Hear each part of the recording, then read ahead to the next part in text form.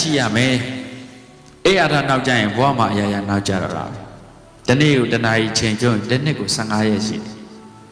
တနေ့ကို2နာရီချိန်ကျွန်းတစ်နှစ်ကို1လနောက်ကျတော့1လလုံး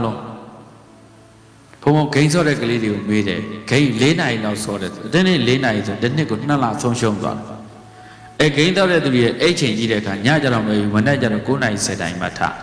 လူတွေလွတ်လွတ်မဲ့ချိန်ကြော်သွားပြီဟုတ်လားအဲလူကောင်းတရားလို့လွတ်လွတ်မဲ့ချိန်ကြော်သွားပြီလေအဲဆိုသူတို့ရဲ့အိတ်ချိန်က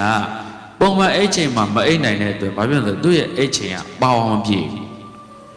energy မပြည့်ဘူးအဲဒါကြောင့်တင်းနေကုန်သူကလန်းလန်းဆန်းဆန်းမရှိ